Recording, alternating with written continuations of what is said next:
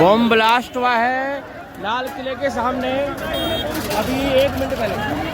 National security हमारे देश की राजनीति का हमेशा से एक बहुत बड़ा मुद्दा रहा है और इस विषय पर बीजेपी और खास करके नरेंद्र मोदी उस वक्त की कांग्रेस लीड यूपीए सरकार पर लगातार हमलावर रहती थी।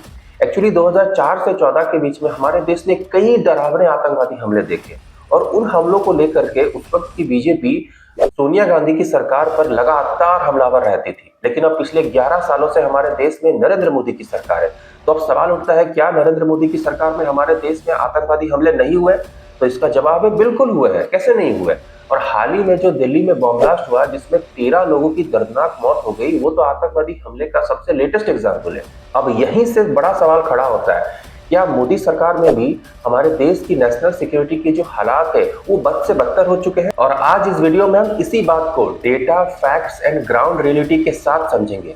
हम इस बात को समझने की कोशिश करेंगे कि 4 से 14 के बीच में हमारे देश की नेशनल सिक्योरिटी की क्या हालात है और 14 से 25 के बीच में क्या हालात है। और इससे भी ज्यादा हम ये समझने की कोशिश करेंगे कि जब 4 से 14 के बीच में सोनिया गांधी की सरकार में जब भी कोई आतंकवादी हमला हमारे देश में होता था तो उस वक्त की सरकार कैसा रिएक्ट करती थी, और अभी के समय में जब आतंकवादी हमला हमारे देश में होता है तो हमारी सरकार यानी कि मोदी सरकार जो है वो किस तरह से रिएक्ट करती है। तो इस वीडियो को एंड तक जरूर देखें, बीच में स्किप ना करें। आप इस वीडियो को अगर पूरा देखेंगे तो दोनों सरकारों के बीच का जो काम करने का तरीका है नेशनल सिक्योरिटी को लेकर के, आप उसको अच्छे से समझ पाएंगे। तो चलिए इस वीडियो की शुरुआत करते हैं। 2004 से 2014 का वक्त हो या फिर 14 से 2025 का वक्त हो, हमारे देश ने कई बड़े आतंकवादी हमले देखे, चाहे सरकार कोई भी रही हो। तो इसीलिए आप लोगों का सबसे पहले ये समझना जरूरी है कि भारत आज जो ये आतंकवाद की समस्या झेल रहा है पिछले कई सालों से, इसकी वजह क्या है, इसका रीजन क्या है और इसकी जो जड़ें हैं वो कहां से शुरू होती है। एक्चुअली 1947 में जब भारत आजाद हुआ था तो हमारे देश के कुछ गद्दारों और निजी स्वार्थ रखने वाले राजनेताओं की वजह से हमारे देश का विभाजन भी हुआ और उस विभाजन की वजह से दुनिया के नक्शे में एक नापाक देश का जन्म हुआ जिसका नाम पड़ा पाकिस्तान। और दुनिया के नक्शे में जैसे ही पाकिस्तान वजूद में आया, उसने जम्मू कश्मीर पर कब्जा करने के लिए भारत पे आक्रमण कर दिया। हालांकि भारतीय सेना ने पाकिस्तानी आर्मी को जो कवालियों के रूप में आए थे उनको मुंहतोड़ जवाब दिया। उन्हें लगातार वो पीछे की ओर, उनकी जमीन की ओर धकेलते रहे। लेकिन जवाहरलाल नेहरू की गलती की वजह से भारतीय सेना को अपनी कार्रवाई बीच में रोकनी पड़ी, जिसका नतीजा ये हुआ कि पाकिस्तान को जम्मू कश्मीर का एक बहुत बड़ा हिस्सा अपने कब्जे में मिल गया, जिसे आज हम पीओके के नाम से जानते हैं, पाकिस्तान ऑक्यूपाइड कश्मीर। फिर 1965 का वॉर हो या फिर 1971 का वॉर हो या फिर 1999 का कारगिल युद्ध हो, तीनों ही युद्धों में पाकिस्तान को भारत से एक जिल्लत भरी हार का सामना करना पड़ा, जिसके बाद पाकिस्तान को समझ में आ गया कि सीधे युद्ध के मैदान में भारतीय आर्मी को हराना उनके औकात के बस की बात नहीं है, क्योंकि उनकी औकात गधे बेच के गुजारा करने वालों की ही है। इससे ज्यादा उनकी कोई औकात नहीं है और भारतीय सेना के सामने तो उनकी कोई औकात नहीं है। इसीलिए उन्होंने एक नई तरह का युद्ध भारत से लड़ने का डिसाइड किया, जिसका नाम पड़ा आतंकवाद। अब बात करते हैं हमारी सरकारों की कि वो आतंकवाद की समस्या को या फिर नेशनल सिक्योरिटी को किस तरह से हैंडल करते थे। 2004 से 14 के बीच में जब हमारे देश में सोनिया गांधी जी की सरकार थी, गांधी परिवार की सरकार थी, तो उस वक्त हमारे देश ने कई बड़े और दर्दनाक आतंकवादी हमले देखे। होम मिनिस्ट्री की ऑफिशियल डेटा के मुताबिक इस दौरान 7,227 आतंकवादी हमले हमारे देश ने देखे और ये हर तरह के हमले थे, चाहे वो बॉर्डर के हमले हो या फिर अर्बन बॉम्ब ब्लास्ट हो या फिर ट्रेन बॉम्ब ब्लास्ट हो। लेकिन इस दौरान 2 ऐसे बड़े आतंकवादी हमले हुए थे जिसने पूरे देश को, इनफैक्ट पूरे देश को ही सही पूरी दुनिया को हिला के रख दिया था। वो था 2006 में जो सीरियल बॉम्ब ब्लास्ट हुए थे और दूसरा था 26/11 का आतंकवादी हमला जिसमें 200 से ज्यादा लोगों की मौत हो गई थी। वहीं दूसरी तरफ 2014 के बाद मोदी सरकार में भी हमारे देश में कई बड़े आतंकवादी हमले हुए, चाहे वो 2016 का उरी अटैक हो, 2019 का पुलवामा अटैक हो, पहलगाम अटैक हो या फिर हाल ही में जो दिल्ली बॉम्ब ब्लास्ट हुआ जिसमें 13 लोगों की दर्दनाक मौत हो गई, वो हो।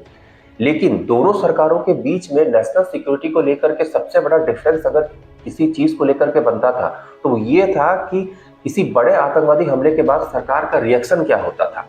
2004 से 14 के बीच में सोनिया गांधी की सरकार के दौरान जब भी हमारे देश में कोई बड़ा आतंकवादी हमला होता था तो उस वक्त की सरकार सिर्फ निंदा करती थी और पाकिस्तान को डोजियर सौंपती थी। सिर्फ निंदा और डोजियर, इससे ज्यादा उस वक्त सरकार कुछ करती ही नहीं थी। बात करिए कांग्रेस के समय क्या हाल था।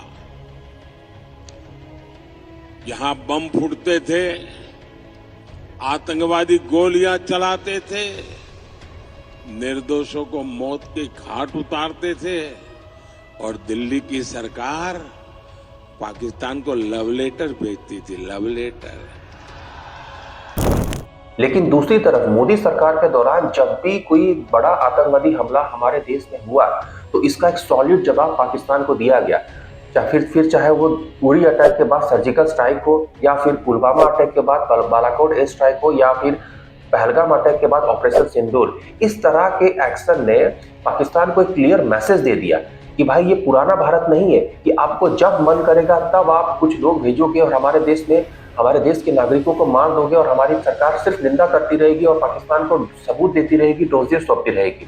ये नया भारत है। अगर आप हमें छेड़ोगे तो सलाम अंदर घुस के मारेंगे, और मोदी सरकार ने ये करके दिखाया। और इस तरह के स्ट्रॉन्ग स्टैंड का रिजल्ट ये हुआ कि सोनिया गांधी की सरकार में जो आतंकवादी हमले दर्ज किए गए थे वो 7,227 थे, जो मोदी सरकार में घट करके 2,242 रह गई। ये बहुत बड़ी कमी देखी गई जब मोदी सरकार ने एक स्ट्रॉन्ग स्टैंड दिया कि भाई अगर तुम हमें छेड़ोगे तो हम अंदर घुस के मारेंगे। सिविलियन डेथ में 81% तक की गिरावट दर्ज की गई और सिक्योरिटी फोर्सेस की डेथ में भी 51% तक की गिरावट दर्ज की गई है मोदी सरकार की एरा में। मोदी सरकार में जब भी कोई आतंकवादी हमला होता है तो राहुल गांधी ये बयान देते हैं कि नेशनल सिक्योरिटी मोदी राज में पूरी तरह से बर्बाद हो चुका है। लेकिन इस तरह के बयान देने से पहले उन्हें बिल्कुल भी शर्म नहीं आती, क्योंकि जब उनके सरकार में आतंकवादी हमले होते थे तो वो क्या बयान देते थे कि हर आतंकवादी हमले को रोकना जो है वो पॉसिबल नहीं है। Very difficult to stop every single terrorist attack. The steps that have been taken by our government over the last couple of years are quite profound. और जब कोई आतंकवादी हमला हो गया तो पाकिस्तान को डोजियर देंगे, प्रेस कॉन्फ्रेंस करके निंदा करेंगे, पाकिस्तान को सबूत देंगे, पाकिस्तान को कहेंगे कि आप आतंकवादी संगठनों पे कार्रवाई करिए, उनके लीडर्स पे कार्रवाई करिए। इससे ज्यादा तो उनकी सरकारों की कोई औकात ही नहीं होती थी कि वो इससे ज्यादा पाकिस्तान के खिलाफ कुछ कार्रवाई कर दें। एक्चुअली राहुल गांधी जी का जो ये बयान था कि हर आतंकवादी हमले को रोकना पॉसिबल नहीं है, ये कुछ हद तक सही भी है, क्योंकि किसी भी देश की जो सिक्योरिटी एजेंसीज होती है उन्हें हर अपने मिशन में सक्सेसफुल होना होता है आतंकवादी हमलों को रोकने के लिए। लेकिन जो ये आतंकवादी संगठन होते हैं उन्हें अपने कई हजारों प्लान्स में से किसी एक में ही सक्सेसफुल होना होता है अपने आतंकवादी हमलों को अंजाम देने के लिए। तो ये बहुत बड़ा डिफरेंस हो जाता है। लेकिन अगर कोई आतंकवादी हमला होता है तो आप उस पर एक स्ट्रॉन्ग स्टैंड लेकर के उस पर कड़ा रिएक्ट करके एक क्लियर कट मैसेज तो दे ही सकते हैं कि अगली बार अगर ऐसा कुछ किया तो हम तुम्हें छोड़ेंगे नहीं। और यही काम मोदी सरकार ने किया जो सोनिया गांधी की सरकार ने नहीं किया था, और यही सबसे बड़ा डिफरेंस पैदा हो जाता है मोदी सरकार में नेशनल सिक्योरिटी को लेकर के काम करने के तरीके में। तो ये था मोदी सरकार और सोनिया सरकार में नेशनल सिक्योरिटी को लेकर के काम करने के तरीके का एक छोटा सा विश्लेषण, जिसको बेस बना के हम ये कह सकते हैं कि सोनिया सरकार में आतंकवादी हमले तो बड़े भयानक हुए, लेकिन उसका जवाब जो था वो बिल्कुल दिया ही नहीं गया, सिर्फ निंदा की गई।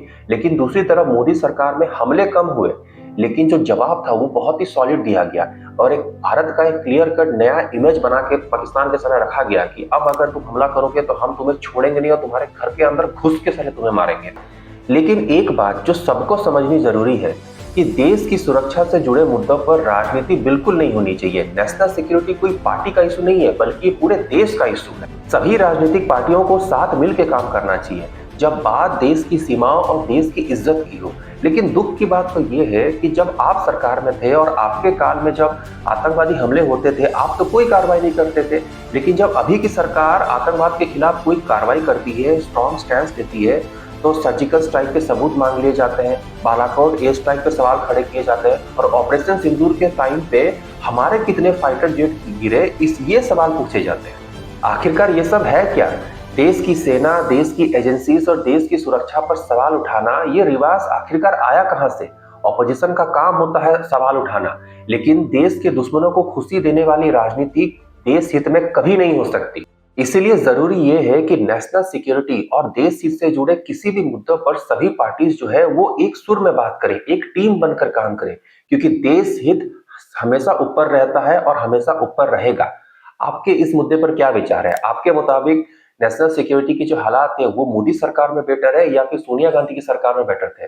आप अपनी राय कमेंट सेक्शन में जरूर बताएं। धन्यवाद।